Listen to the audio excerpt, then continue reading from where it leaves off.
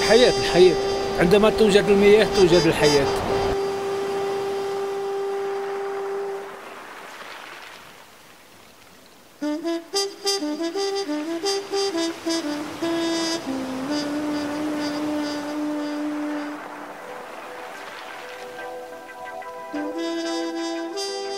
There's a water problem that could lead to a water crisis in Lebanon. Yes, there is. And it is centered in two parts. One on an increasing demand, and the other is on a mismanagement of the supply that we have. Il y a une crise réelle et il y a une crise créée. On peut dire ça un peu. C'est un peu dialectique dans la question parce que bon, on a toujours de l'eau, on s'approvisionne de l'eau. Donc est-ce qu'on est dans cette limite de crise de l'eau? Ça, c'est une question physique qui se pose. Et il y a une autre question politique. C'est le projet principal du gouvernement qui crée cette crise et qui dit, bon, il y a beaucoup de rivières, mais elles se déversent dans la mer. Il faut des grands barrages pour préserver notre eau qui se détériore de cette façon. Alors qu'en même temps, on ne retrouve plus de fleuves qui débouchent en mer. Il y a plus, ça n'existe pas. L'eau, elle est puisée avant qu'elle atteigne la mer. Le Liban est un petit pays de 10 400 m², soit à peu près la superficie de la Gironde. Grâce à ses 40 cours d'eau, ses demi-sources et ses nombreuses cascades qui sont le résultat de la fonte des neiges, le Liban a la réputation d'être le château d'eau du Moyen-Orient. Pourtant, ses ressources en eau se raréfient, notamment à cause de l'afflux de plus d'1 million de réfugiés ces dernières années, de l'urbanisation grandissante et du changement climatique qui touche le pays.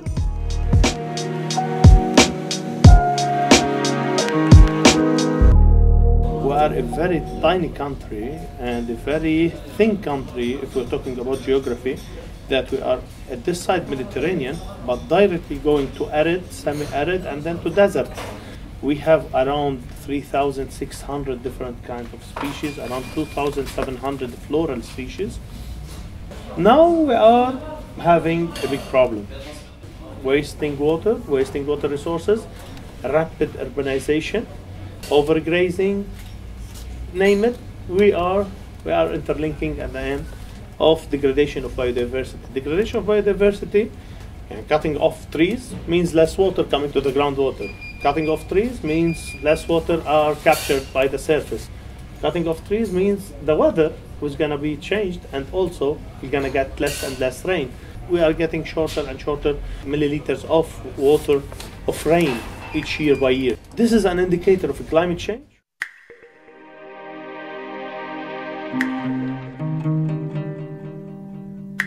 We should be able to cope with these changes. How to cope with them? We should harvest the water properly. We're not doing.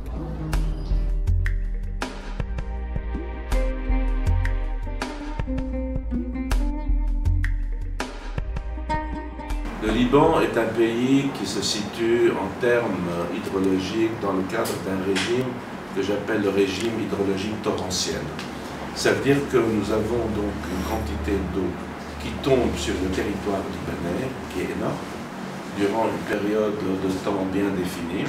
Et cette période s'étale entre le mois de novembre et le mois de février. Et après, à partir du mois de mars, donc nous avons une période d'étiage. Et 95% du débit des eaux des rivières libanaises se trouve uniquement dans cette période de 4 mois entre novembre et février. Et durant la période d'été, c'est là où on a le plus besoin d'eau afin de satisfaire la demande en irrigation et la demande en eau potable. Donc malheureusement, le Liban n'a pas lancé des projets d'infrastructures de grande envergure durant les années 70-90. Ce problème-là, traiter la ressource, stocker la ressource afin que cette ressource puisse alimenter les usagers libanais, était complètement absente. Le pays a connu une guerre civile qui a paralysé la vie des Libanais, détruisant les infrastructures existantes et sans épargner la ressource la plus importante pour l'homme, l'eau. Le fossé qui se creuse entre les services publics chargés de l'eau et le développement économique du pays est alarmant. près de la moitié des habitants ne boit jamais l'eau provenant du réseau public et seulement une moitié des ménages urbains ont de l'eau tous les jours en hiver.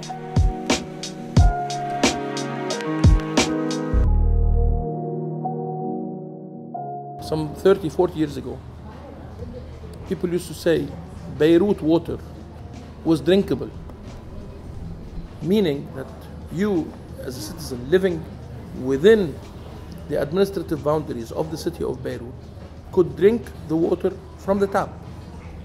You had no need to buy the water. So people used to come to specific sources where they could fill potable water for their own use at home, while using the network water they receive for common usage, washing, cleaning, etc. There was a time when we had potable water in our networks, at least in the city of Beirut. The demand that we're working on is wrong. We don't address demand, we don't manage demand. If we think there is a need for water, we drill a well. And those wells are not logged, are not controlled, metered, anything. So you can imagine the chaos that we have of all those wells that are dug into the ground, taking up water and nobody controlling how much is being taken, and the groundwater is drawing down. The water level is drawing down and it is being withdrawn at a much faster rate than is being replenished by what we have. La solution, c'est le contrôle du puisement de l'eau souterraine. Les lois qui gèrent l'eau admettent à ce que qui que ce soit, supposons on a cette parcelle de terrain, on peut puiser autant qu'on veut déjà de puits, on n'a pas une limite précise. Si on est à moins de 150 mètres de profondeur et si on puise moins que 100 000 litres par jour, on est exonéré de permis. Donc on peut puiser cette eau. Dans la Bekaa, on descendait dans les années 65 mètres pour accéder à l'eau. Là, on est à 200, 300, 400 mètres. Cette nappe, elle est en train de se vider. Il y a une surexploitation de la nappe qu'on doit arrêter complètement. Au Liban, on parle de 5000 puits. Donc c'est 10 000 km², donc tous les 1 km², on a en moyenne 10 puits. Creusés sans aucun contrôle, ces puits impactent l'accès à l'eau courante de l'ensemble de la population libanaise, et notamment des agriculteurs. الاتفاقات الدولية بين الدول وبين بعضها اللي حطت التشريع الإبر الارتوازية تمنع منعا باتا أي إبرة بتنضرب وبيختفي من وراها نبع إنه ترجع الماء لمجاريها، يعني بشكلوها النبع. أنا هالنبع بعيش منه، كيف عم بعيش منه؟ عندي رزق منه. يجي واحد يبحث بير ارتوازي يروح النبع. طب ما قطع لي رزق إلي ولأولادي يعني. طب هاي مين بيحفظ لي حقي؟ الدولة اللي بتحفظ لي حقي. إنه لا بتسكر النبع وترجع الماء لمجاريها. Prenez le problème de l'agriculture. Pourquoi 80% du secteur agricole consomme 80% de l'eau fraîche? Tout d'abord parce que les nouvelles technologies agricoles d'irrigation n'ont pas été donc installées et adoptées par les agriculteurs. Ça, c'est le ministère de l'Agriculture qui doit faire un effort donc de sensibilisation auprès des agriculteurs et qu'ils changent leur mode d'irrigation. C'est le mode d'irrigation surfacique qui couvre à peu près 90% des terres irriguées au Liban et 10% sont alloués au goutte à goutte et à l'aspersion.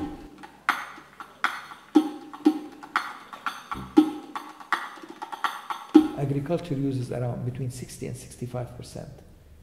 And farmers still use wasteful irrigation methods. We need to help farmers move into crops that require less water and irrigation techniques that use less water. That, if we do that, we then can cut down on the demand. So whatever storage facilities that we have now may be sufficient.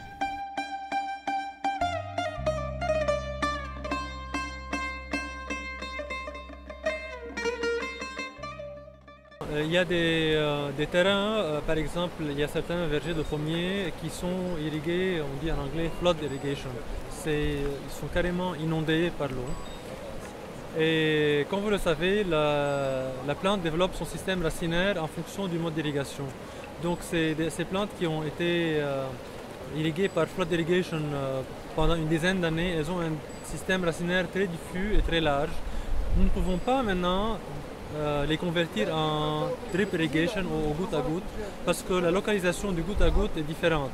Donc ces plantes ne vont pas être bien irriguées. C'est pour ça que pour certains vergers, nous sommes, durant la vie de ces vergers, condamnés à utiliser les techniques anciennes, c'est sûr. Pour les nouveaux vergers, on tend vers les nouvelles techniques.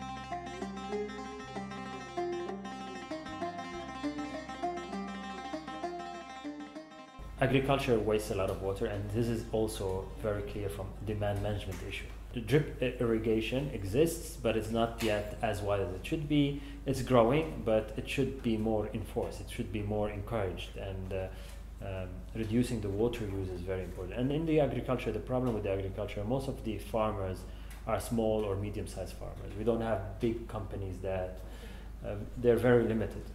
So those people are not educated. They inherited farming from their family, and they've learned it through tradition. I think the farmers' main problem is the education, knowing how to use water and chemicals in the right way, and hopefully switching to organic farming. Dans l'histoire, plusieurs parties prenantes sont impliquées avec un rôle plus ou moins spécifique.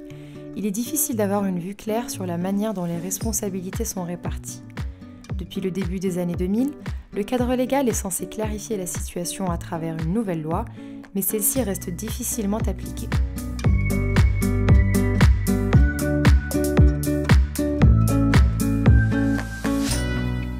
When I say the situation is terrible, the coastal aquifers are now saline. What we're pumping now on the coast is seawater. Seawater with all the amounts of the quantities of minerals. Anything you can imagine is there. From iron to magnesium to sodium to everything's there. And you could see the traces on your installations at home. The sediments and a situation which is no management at the level of the resource. Somebody is convinced at the level of decision making that we should build large dams, because of course large dams mean large amounts of money, large investments, meaning more possibilities of making profit through corruption.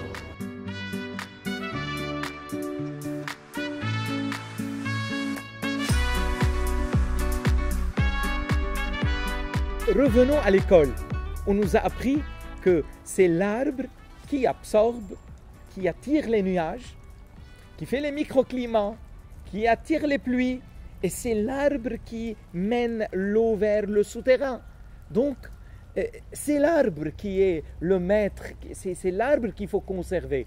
Nous, pour construire les barrages, on coupe les arbres, on change les climats, et à partir de là, on fait des déserts, au lieu de préserver ce que le Liban a de plus important et de plus riche, c'est ses forêts, ses montagnes vertes. Nous, on est en train de détruire tout ça par l'urbanisation anarchique, et aujourd'hui, le reste de vallées vertes, on est en train de les couper pour construire des barrages.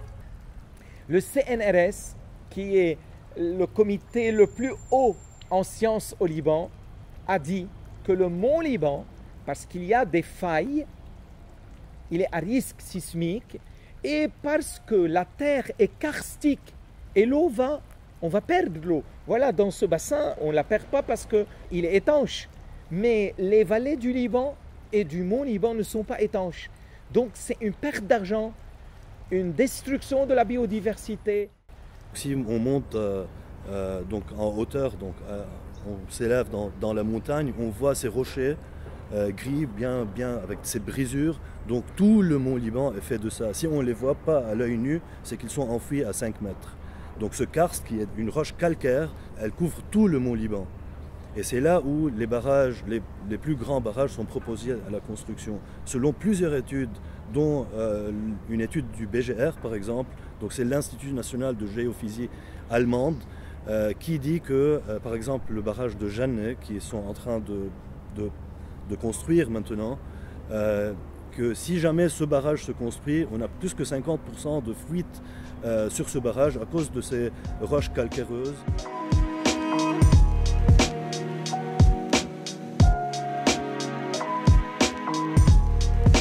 Il y a deux barrages au Liban, un construit dans les années 50, le Coran, qui a beaucoup de problèmes, et un autre tout petit, qui a beaucoup de problèmes, qui fuit 200 litres par seconde selon une étude de l'Ayyoubi, qui est le barrage de Chabrouh, dans le Kesserwan.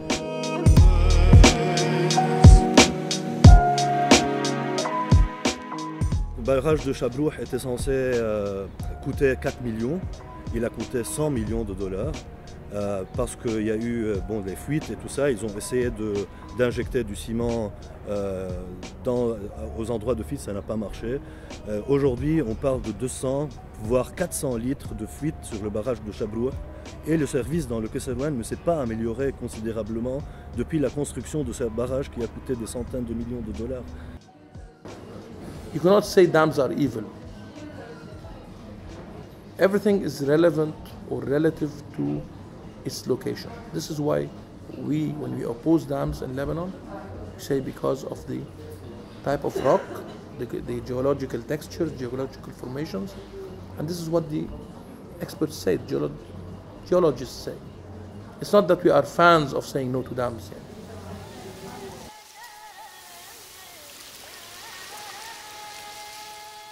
Face à la volonté politique de construire 18 barrages, dont 15 en région karstique, les experts s'interrogent sur l'état des infrastructures existantes. L'usage des fosses septiques n'est pas systématique et nombreuses sont celles qui ne sont pas scellées, polluant ainsi ouvertement les eaux du sous-sol. Au Liban, le réseau des eaux usées couvre 66% de la population, dont 8% seulement sont traités. Il n'est pas rare non plus de voir des conduits d'eau usée se déverser directement dans les fleuves, voire même dans la mer.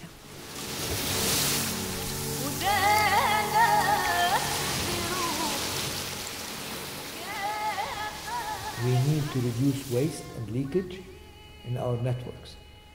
And we have leakages up to 50% in our networks. So if we do that, then we have a whole bunch of water that has been saved. That can be taken away from the big size dams.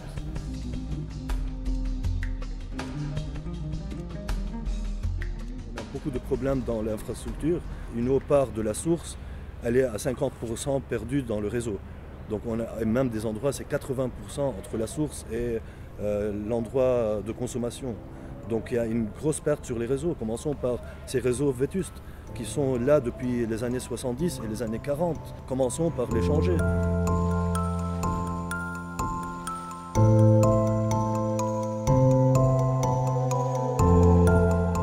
C'est l'eau usée qui rentre dans la terre et qui contamine ce qui reste de richesse d'eau et de sources d'eau et de nappes phréatiques. Donc c'est là le problème. What is viewed as a wastewater, our wastewater is still perceived as something that we need to get rid of. And the way we set up our wastewater treatment plants are done in a way to expedite or to improve the discharge of this water, of this treated water. Whereas it should be thought of as a means of getting an additional source of water that can augment our needs later on. For example, there's a big push to having centralized wastewater treatment facilities, huge, big facilities. There are problems with this. I would state the first one is that it requires a huge area and operation of it requires a big budget. Smaller scale facilities do not require this.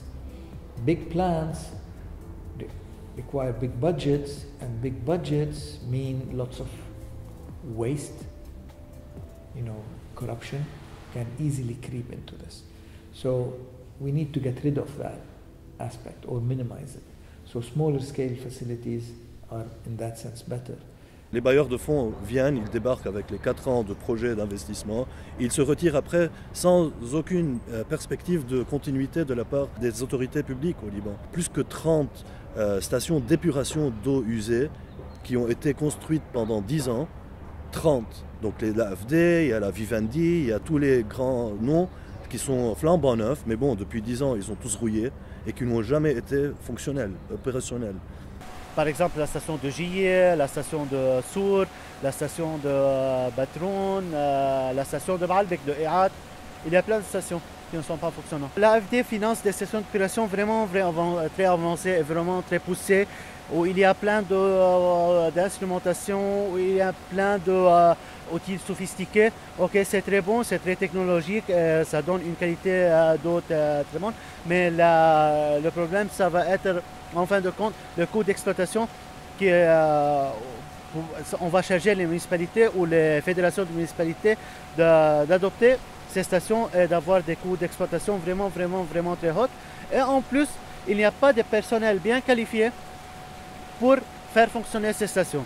Donc c'est le problème essentiel, qu'on fait des stations vraiment avancées, vraiment technologiques et tout ça, mais en fin de compte, on va les regarder, on va seulement les regarder, on va dire seulement on a des stations, mais qui ne sont pas fonctionnelles à cause des technologies.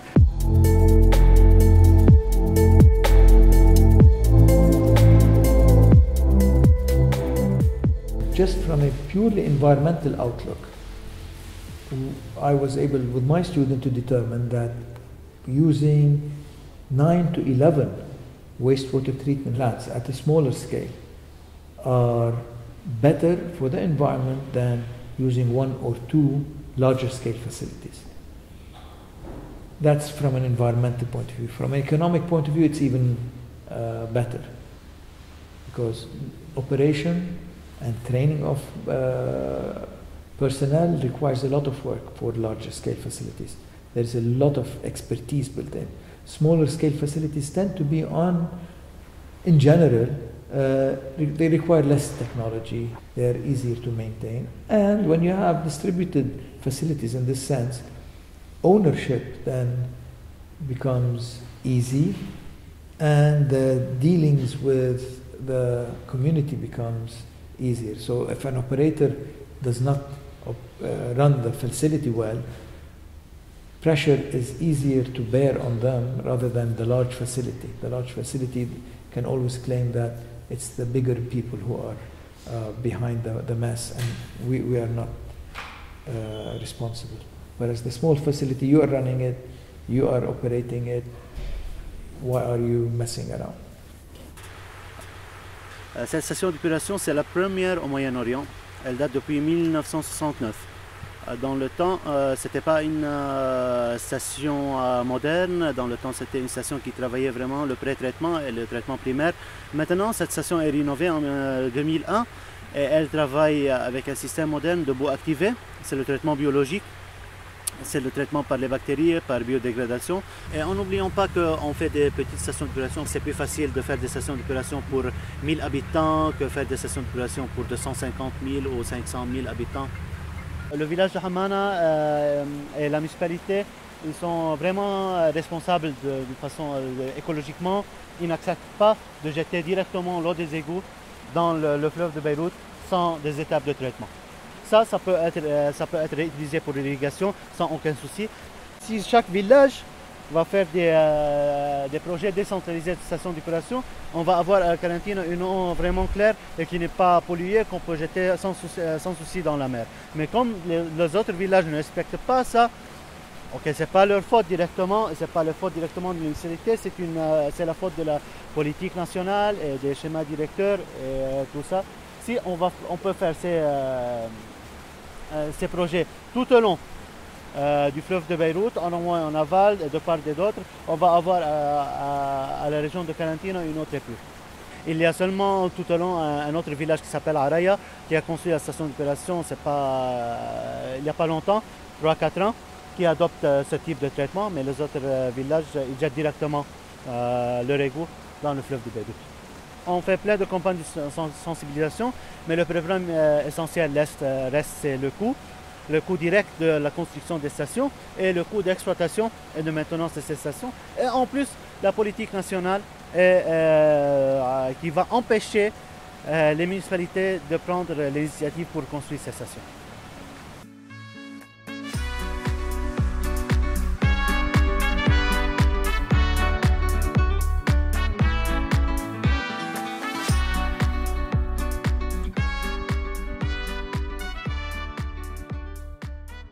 Nos grands-pères creusaient dans les rochers pour collecter, stocker l'eau de pluie pour les jours de sécheresse. Donc, c'est vraiment maintenant très facile à faire de collecter l'eau des toits des maisons et stocker cette eau pour les jours de sécheresse qui ne sont pas trop longs.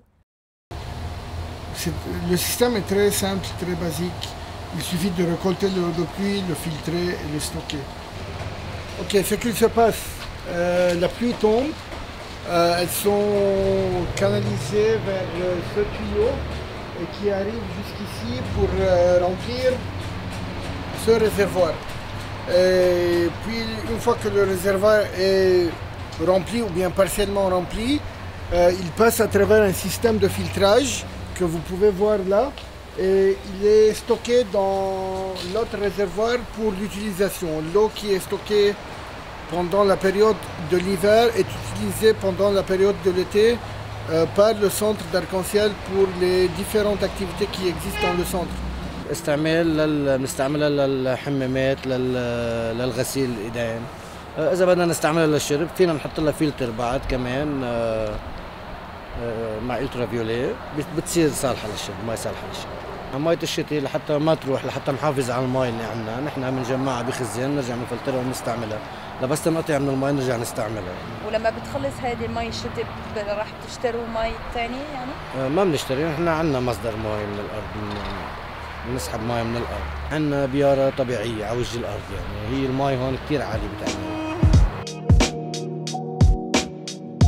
Les citoyens font preuve de beaucoup de méfiance à l'égard des institutions et beaucoup aspirent à être intégrés dans le processus de réforme du secteur de l'eau.